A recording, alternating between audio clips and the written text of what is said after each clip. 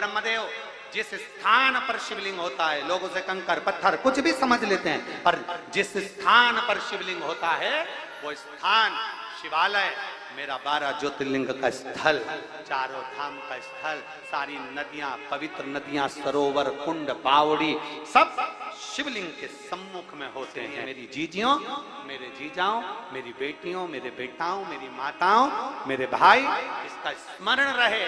शंकर के मंदिर में अगर रोज जल चढ़ाने जा रहे हो तो तुम रोज चारों धाम कर कर आ रहे हो, सारी नदियों का स्नान कर कर आ रहे हो, सारे सुख तुम्हारे अनुकूल है, सारे सुख तुम्हारे। किसी ने कह दिया शंकर जी पे चढ़ा हुआ जल नहीं पीना चाहिए, हम कहें गंगा जी कहां से निकली, जम के तो बोलो, शंकर जी के सिर से। फिर मरते समय गंगा जल भी मत पीना, वो भी तो शंकर का चढ़ा हुआ ही है। एक शिवलिंग पर चढ़ा गया जल, शिव महापुराण की विद्येश्वर संहिता कहती है शंकर पर चढ़ा गया जल जब जीव पीता है, चरणामृत भगवान शंकर का चढ़ा हुआ जल जब आचमन करता है, उसके सारे ताप, सारे पाप केवल उस जल को स्पर्श कर कर पीने से ही समाप्त हो जाते हैं। ये विद्येश्वर संहिता, विद्येश्वर संहिता।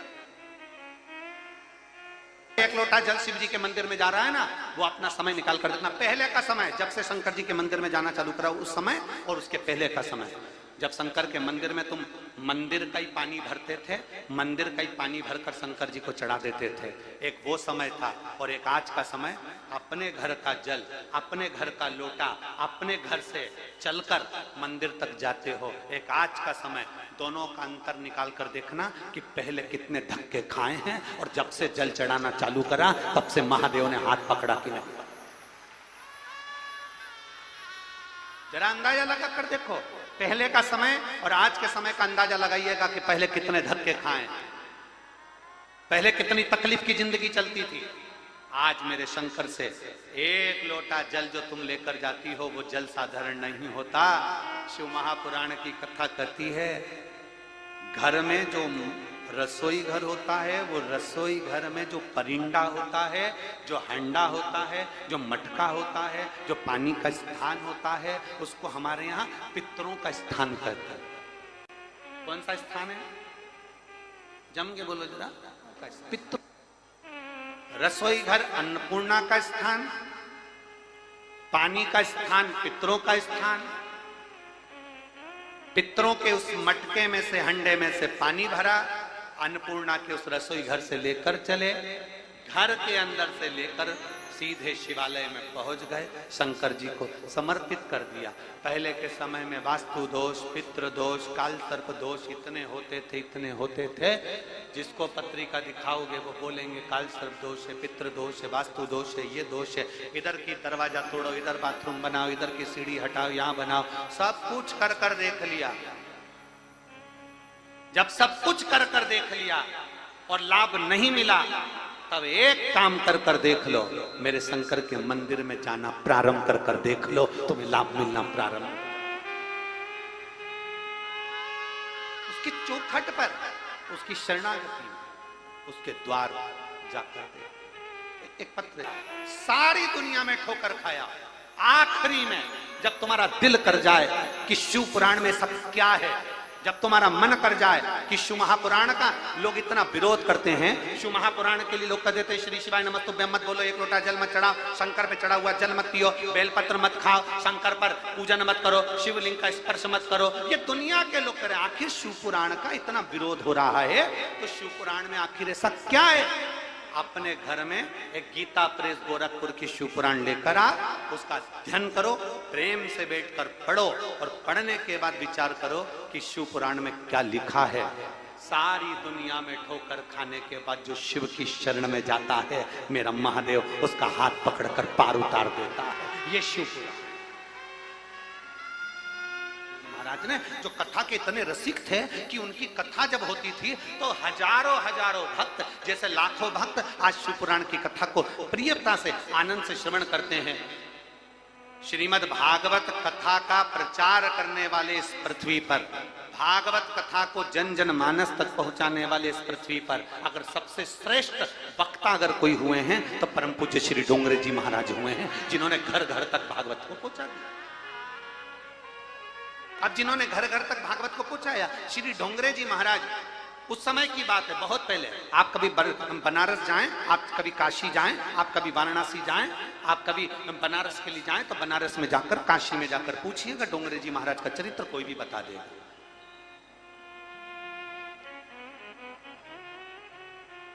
परम पूज्य डोंगरे जी महाराज काशी में कथा करने के लिए गए, बनारस में कथा करने के लिए गए, और डोंगरे जी महाराज जैसे कथा करने के लिए गए तो दो देहो, आप पंचाक्षर मंत्र का उच्चारण करते हो, नमः शिवाय बोलते हो, आप षडाक्षर मंत्र ओम नमः शिवाय जपते हो, आप श्री शिवाय नमस्तुभ्यम जपते हो, आप राम नाम कृष्ण नाम जपते हो, आप 12 अक्षर मंत्र ओम नमो भगवते वसुदेव का स्मरण करते हो, आप 2.5 अक्षर का कृष्ण नाम का उच्चारण करते हो, आप 2 अक्षर का राम नाम का उच्चारण करते हो। यह आपके ऊपर निर्भर करता है, आप क्या जपते हो यह आपके ऊपर निर्भर।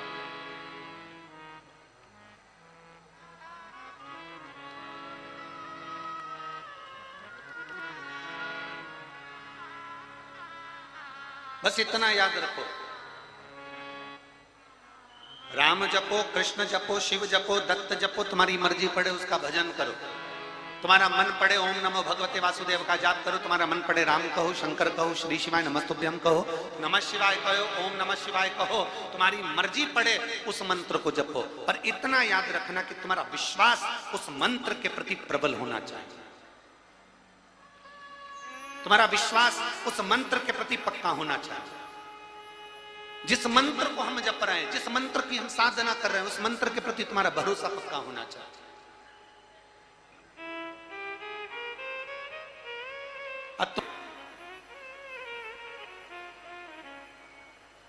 मां का हाथ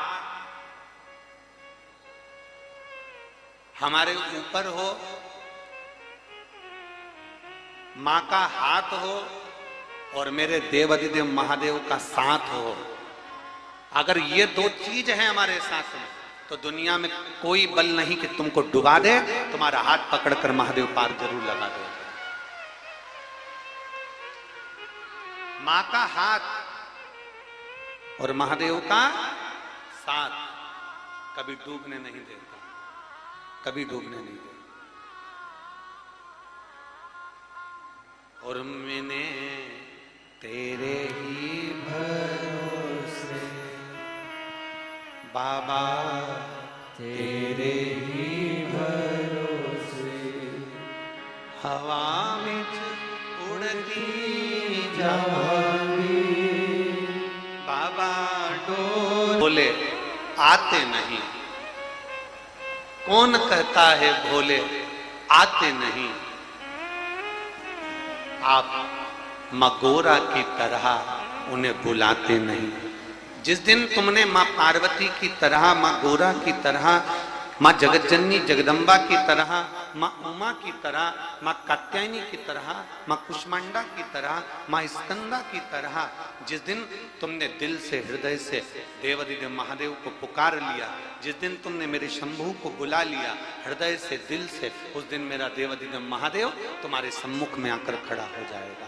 उस दिन तुम्हारे सम्मुख में की कथा, 1 मिनट की कथा, अगर जिसने दिल से सुन ली, जिसने भरोसा कर लिया, जिसने विश्वास कर लिया, जो जान गया शिव मेरा में शंकर की, जो समझ गया, व्यर्थ समय बर्बाद करने के लिए शिव पुराण में नहीं जाना, व्यर्थ समय पर बर्बाद करने के लिए भीड़ नहीं बढ़ाना, जाना है भगवान शंकर पर भरोसा करने के लिए जाना कि मैं शिव पुराण की कथा में गई हूं, मैं आज से ये विश्वास लेकर जाती हूं कि मैं अपने घर के पास में जो शंकर का मंदिर होगा वहां 1 लोटा जल चढ़ाऊंगी, मेरे घर के बच्चे को भेजूंगी, परिवार को भेजूंगी, और घर का एक बच्चा शंकर को 1 लोटा जल चढ़ाएगा। और ये मेरा विश्वास कहता है कि बुरे वक्त में कोई काम नहीं आएगा, तब मेरा देवाधिदेव महादेव नंदी लेकर आएगा।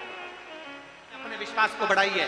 ब्रह्मदेव की आंख में आंसू आ गए, ब्रह्मा जी की आंख से आंसू बह रहे हैं, बड़ वृक्ष बन गए, बड़ का पेड़ बन गए, और भगवान शंकर उस बड़ पेड़ के नीचे बैठ गए, बटकेश्वर महादेव बनकर।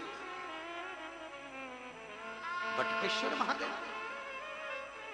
बड़ के पेड़ की छांव में मेरा देवादिदेव महादेव बैठ गए।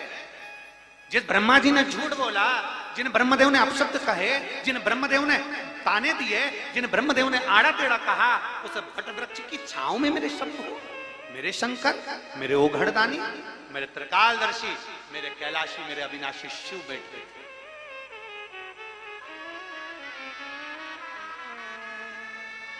शंकर बैठे और महाराज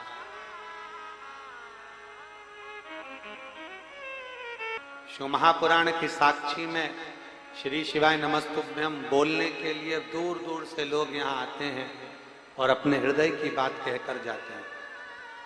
जब ये श्री शिवाय नमस्तुभ्यम पूर्ण बोल लो, उसके बाद अपने मन से बाबा को अपना जो भाव है, जिसके लिए आप कथा सुनने के लिए आए हो, बाबा से अपने मन की बात भाव के साथ में करिए।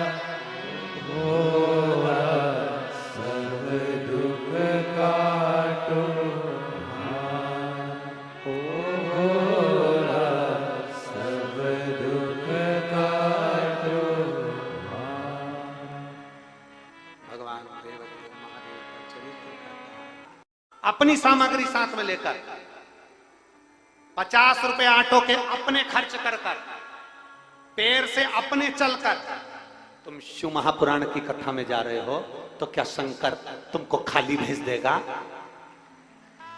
खाली भेज देगा? अपना छाता, अपना बिछाना, अपना ओढ़ना, अपना खाना, अपना पीना, अपने 50-100 रुपए खर्च कर कर कथा तक पहुंचना, कोई बस नहीं, कोई गाड़ी नहीं, कुछ भी नहीं, साधन नहीं, अपने पैसे से आ रहे हो, अपना खर्चा कर कर जा रहे हो, तो क्या बाबा तुमको ऐसे ही छोड़ देगा? लोग कहते हैं शिव महापुराण के पंडाल में बैठकर जो मांगा जाता है शिव वो देता है।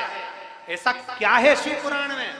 हम कहते हैं कभी दिल लगाकर एक बार बाबा के पास में आओ तो बाबा क्या देता है मालूम पड़ जाएगा। 3 महीनों में मालूम पड़ जाएगा।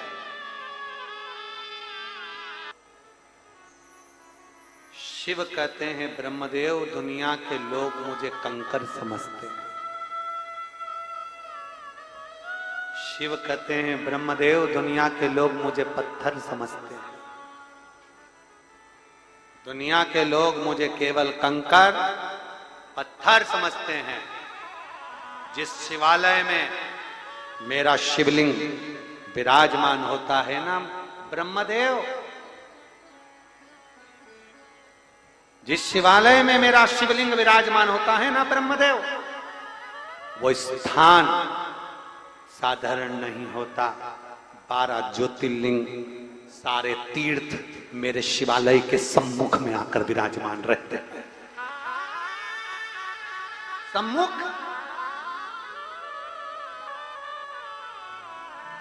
ये मेरी जीजियों, मेरे जीजाओं, मेरी बेटियों, मेरे बेटाओं, मेरी माताओं, मेरे भाई, जितने आस्था चैनल पर कथा सुन रहे हैं, जितने फेसबुक यूट्यूब पर कथा सुन रहे हैं, और जितने लाखों की संख्या में कथा के पंडाल में जगह नहीं, आप लोग कीचड़ में बैठकर, बाहर बैठकर लाखों की संख्या में कथा सुन रहे हैं।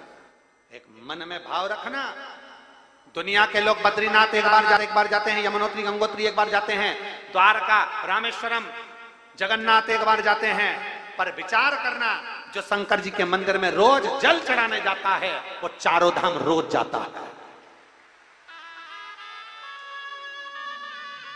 जो शिव जी के मंदिर में जल चढ़ाने जाता है वो चारों धाम रोज जा रहा है, प्रतिदिन जा रहा है।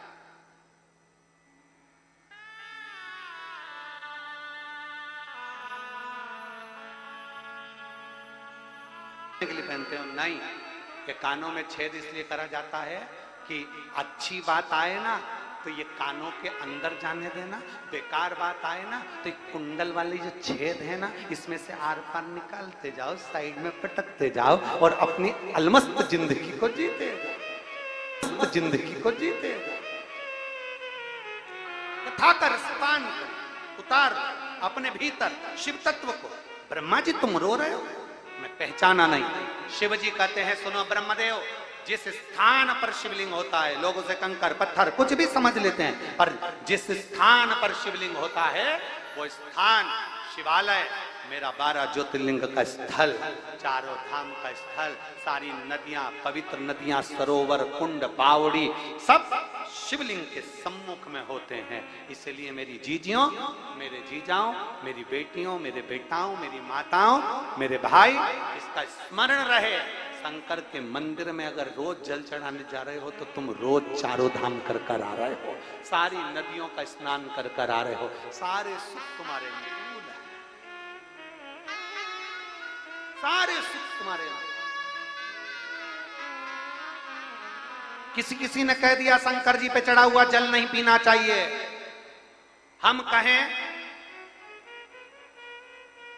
गंगा जी कहां से निकली, जम के तो बोलो, शंकर जी के सिर से। फिर मरते समय गंगा जल भी मत पीना, वो भी तो शंकर का चढ़ा हुआ ही है।